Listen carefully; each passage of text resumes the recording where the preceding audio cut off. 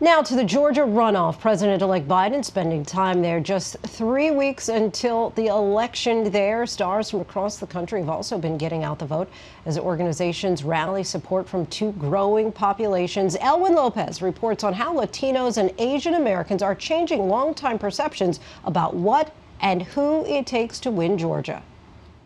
The balance of power in Washington now comes down to Georgia.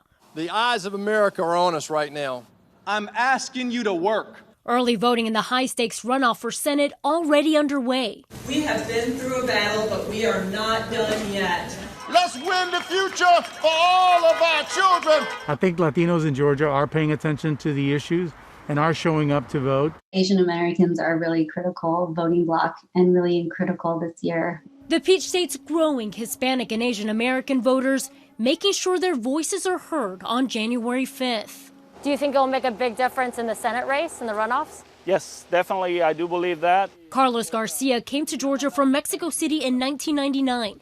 It took him 21 years to become a naturalized U.S. citizen. When finally I was able to cast that vote, it wasn't just my vote.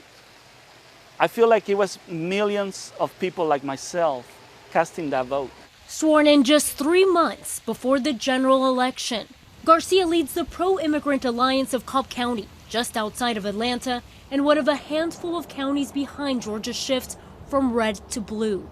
I do believe the Hispanic Latinx community vote actually made a big difference in the state, period. 56% of Cobb voters went for President-elect Biden, 42% for President Trump.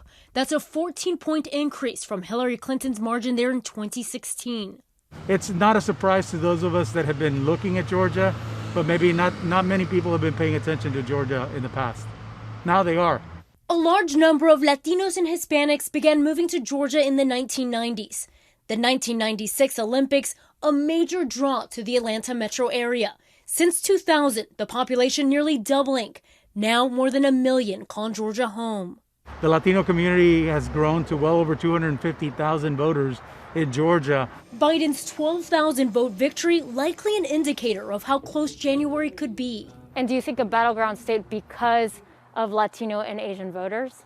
I think it's absolutely because of Latino and Asian voters, but also because of the Black community making sure they show up to vote. So we work together with our communities. A record of nearly 5 million Georgians cast their ballot in November, and it's far from over. Heavy hitters from both sides of the aisle coming out to the Peach State to rally support. I need 2 senators from this state. I want to get something done. Georgia patriots must show up and vote for these two incredible people. Since November, the pool of eligible voters has grown. I would see all the civic unrest, all the racial inequality, all the people being killed and all the COVID deaths and the poor treatment of immigrants on the border. So I just felt powerless. Valerie Ponomarv is Korean American. She was too young to vote in the presidential election, but now she's one of the estimated 23,000 voters since November eligible to register for the high-stakes race. I just registered to vote as soon as humanly possible because I knew I could not miss my chance. I didn't want a single thing to go wrong. Immigration reform, a top priority for this first-time voter. I really like Biden's immigration policies, how he wants immigration reform, and how a blue Senate will support that and let that pass. But just one of the many issues getting Georgians to turn out to the polls. My dad started this business 30 years ago. They came with nothing. The virus crippling small businesses like this one in the heart of Atlanta's multicultural Buford Highway.